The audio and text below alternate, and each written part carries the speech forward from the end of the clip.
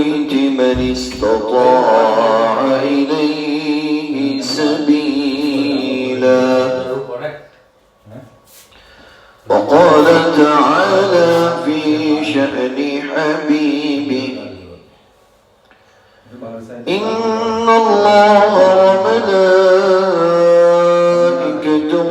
يصلون على النبي يا أيها الذين آمنوا صلوا عليه وسلموا تسليما.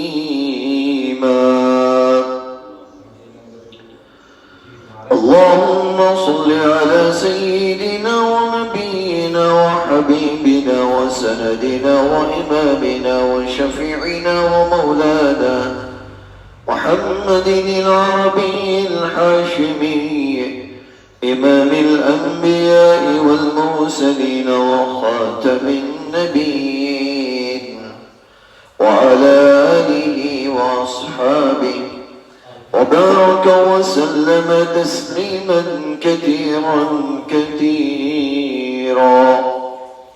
سبحان ربك رب العزة عما يصفون وسلام على المرسلين والحمد لله رب العالمين.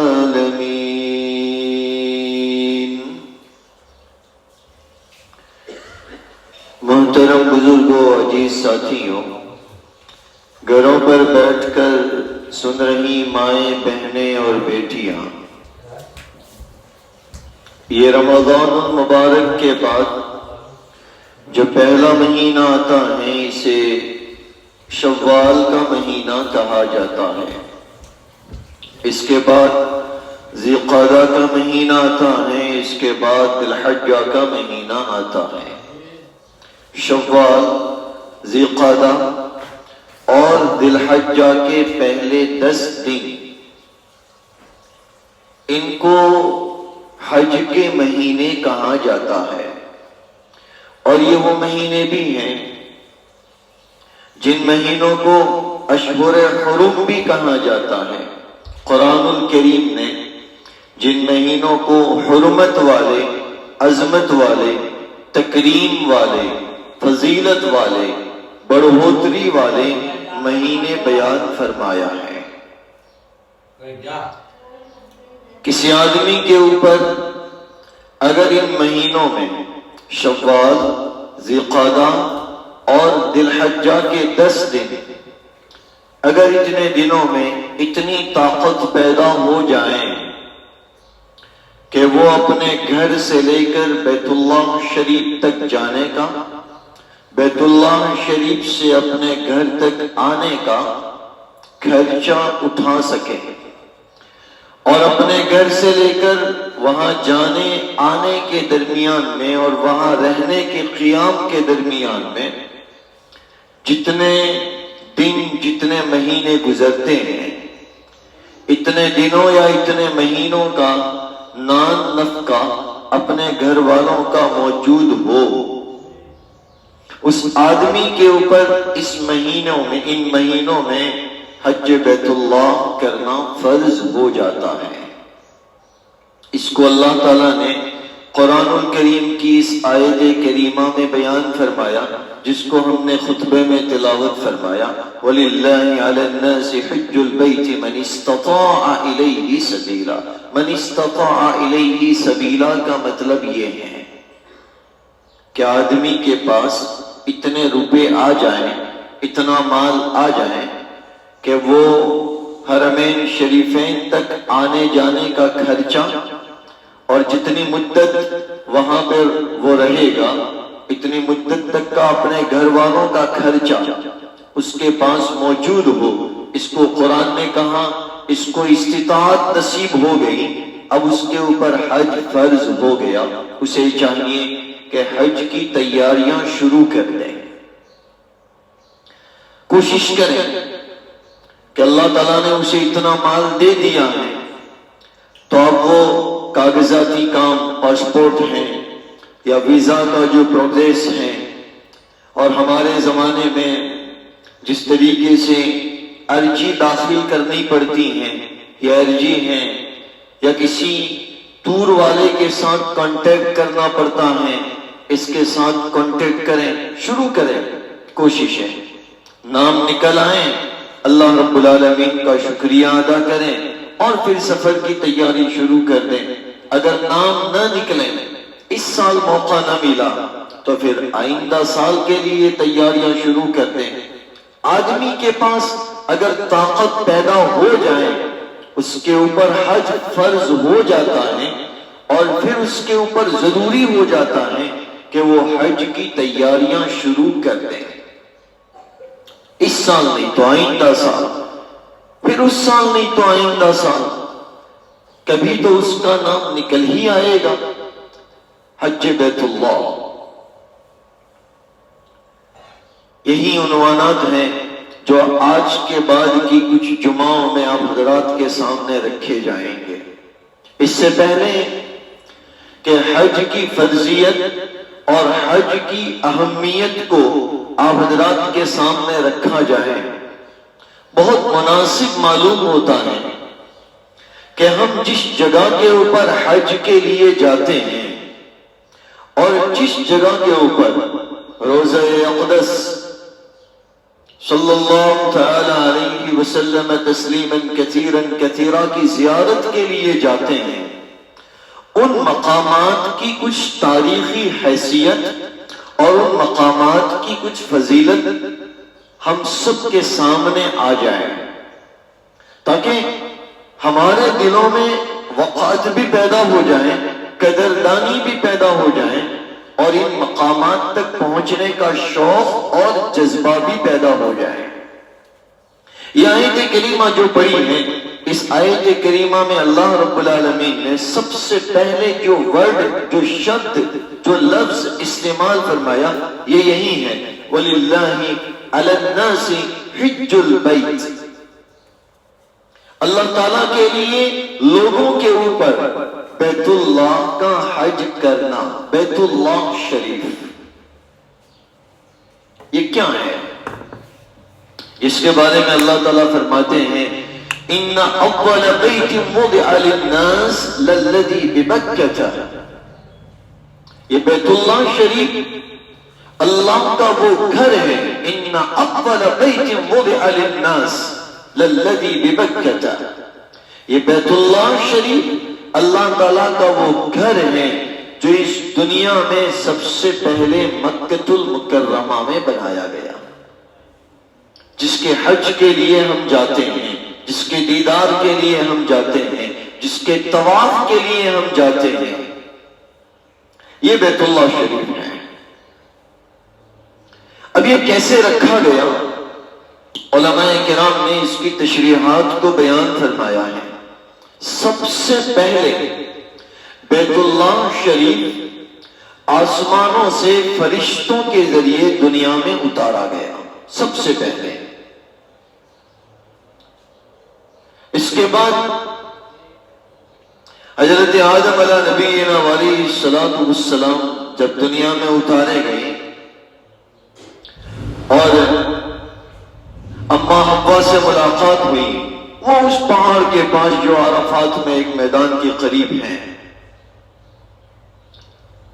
وہاں پر جب ملاقات ہوئی، پھر اللہ رب العالمین کے حکم سے حوادثات کی وجہ سے جس کی تعمیر موجود نہیں تھی، نشانیوں کے ذریعے حضرت آدم علیہ نبینا علیہ السلام کے ذریعے اس کی تعمیر فرمائی۔ اس کے بعد اس کی مرمتیں ہوتی رہی۔ حضرت نوح علیہ نبینا علیہ السلام کے زمانے تک بیت اللہ شریف اس طریقے سے موجود رہا۔ حضرت نوح علیہ نبینا علیہ السلام کے زمانے میں دنیا کے اوپر نہ ماننے والوں کے اوپر جو عذاب آیا، اللہ تعالیٰ کا جو غضب نازل ہوا پانی کے ذریعے، سوائے مسلمانوں کے اور ہر جاندار میں سے ایک ایک جوڑے کے دنیا میں اور کوئی نہیں بچا تھا۔ اس وقت ہمیں اس عذاب کو بھیجنے سے پہلے اللہ تعالیٰ نے اسے آسمانوں کے اوپر اٹھا لیا تھا، دنیا میں اسے نہیں رکھا، بیت اللہ شریف پر عذاب کا اثر نہیں ہوا۔ یہ اس گھر کی قدر بھی ہے، یہ اس گھر کی فضیلت بھی ہے کہ یہ کتنا اہم گھر ہے اللہ رب العالمین کا، جسے دنیا میں سب سے پہلے رکھوایا گیا، بنوایا گیا، اور اللہ تعالیٰ نے اسے عذاب سے بھی محفوظ رکھا۔ یہ بیت اللہ شریف ہے۔ پھر اس کے بعد طواف وغیرہ کا حکم تھا، اعمال کا حکم تھا، لیکن وہ فضائی جو مقام ہوتا ہے اس کے چکر لگائے جاتے تھے، نشانات کے چکر لگائے جاتے تھے، وہاں کوئی گھر نہیں تھا۔ پھر اللہ رب العالمین نے حضرت ابراہیم علیہ نبینا علیہ السلام کو بیت اللہ مکۃ المکرمہ کی طرف کچھ کرنے کا حکم دیا۔ جب حضرت ابراہیم علیہ نبینا علیہ السلام مکۃ المکرمہ تشریف لائے اور ان کے بیٹے ذبیح اللہ حضرت اسماعیل علیہ نبینا علیہ السلام بڑے ہو گئے، اس وقت میں اللہ رب العالمین نے اب جبریل امین کو بھیجا اور حضرت جبرائیل علیہ نبینا علیہ السلام کو یہ بات بتلائی کہ حضرت ابراہیم علیہ السلام کو یہ بات بتلائی جائے کہ یہاں پر اللہ کا ایک گھر تھا جو اس دنیا میں سب سے پہلا بنایا گیا تھا، اس کی یہ نشانیاں ہیں۔ اوپر کا حصہ اللہ نے آسمانوں پر اٹھا لیا ہے، اس کی یہ نشانیاں ہیں۔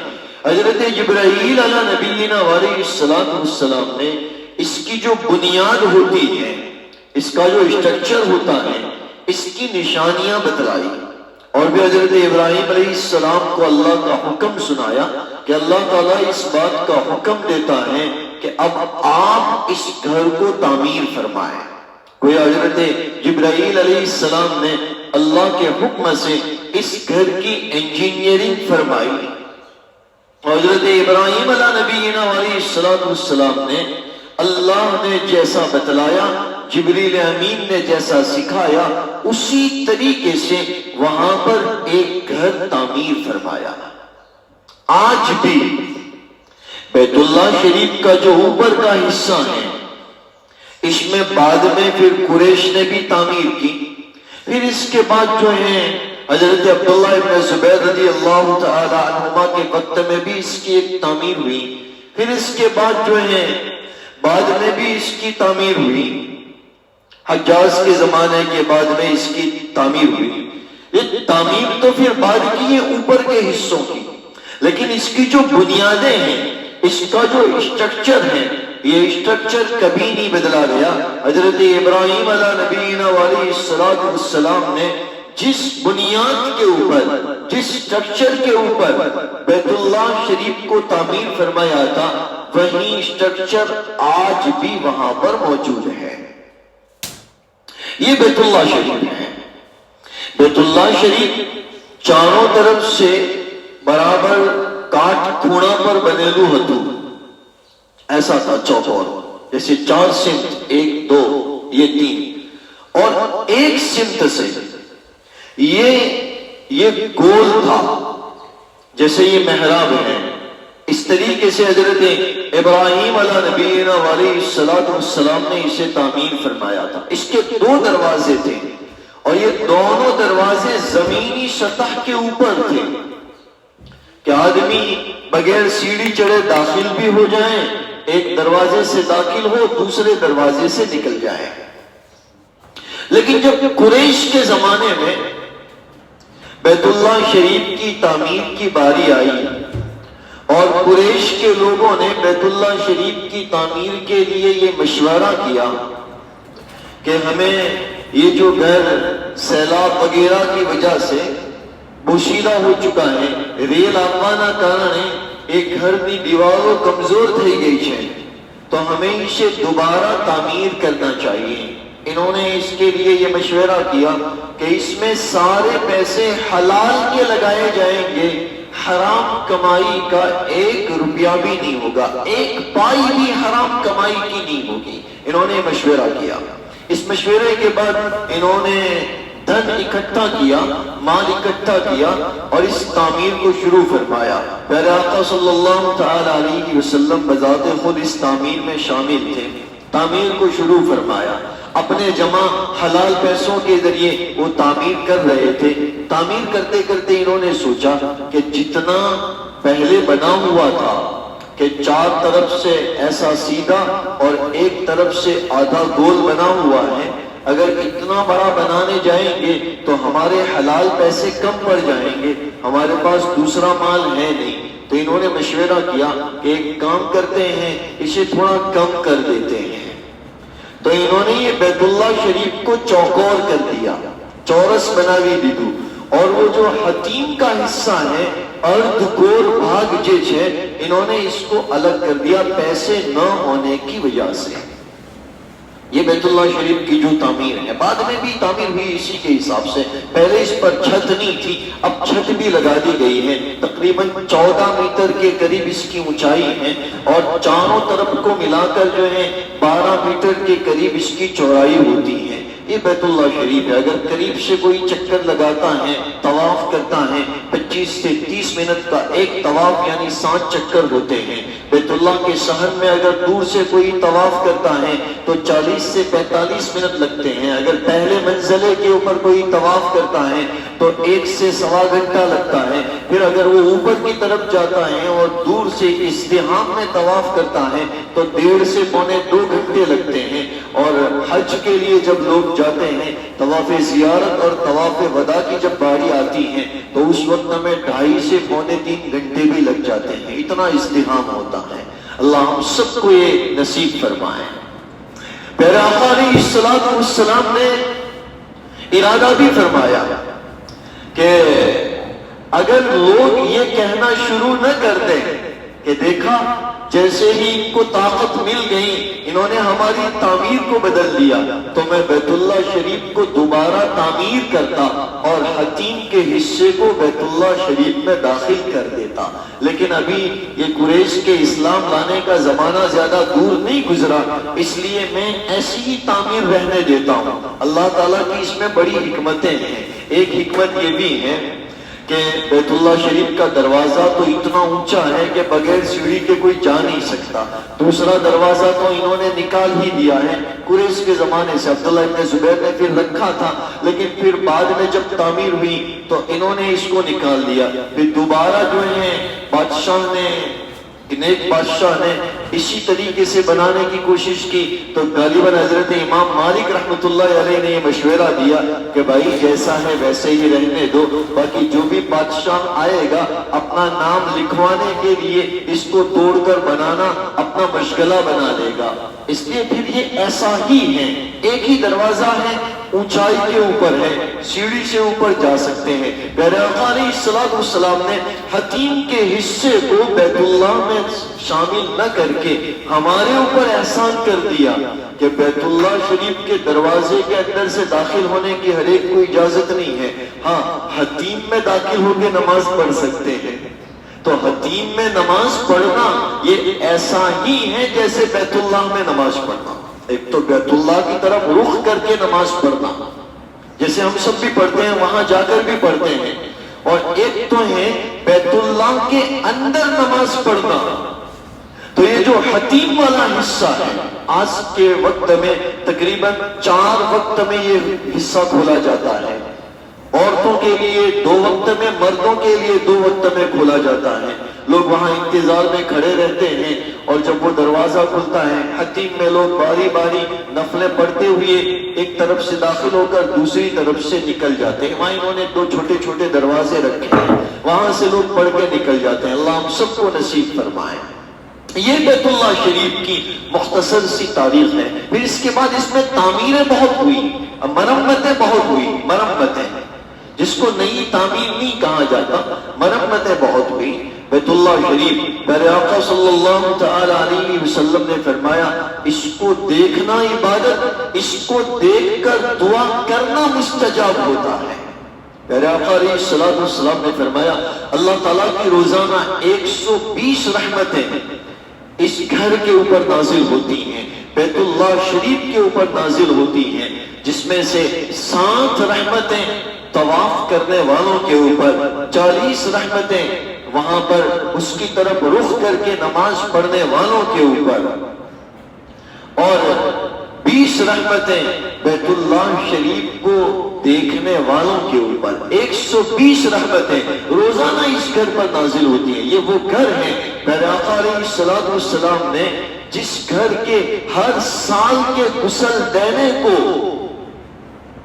تاکیداً اس امت کو حکم فرمایا ہے، اور اسی سنت کے مطابق ہر سال بیت اللہ شریف کو غسل دیا جاتا ہے اور اس کے غلاف کو تبدیل کیا جاتا ہے، غلاف کعبہ کو بدلا جاتا ہے۔ یہ بیت اللہ شریف ہے۔ اللہ تعالیٰ خود اس کے بارے میں فرماتے ہیں مبارکن وہدن۔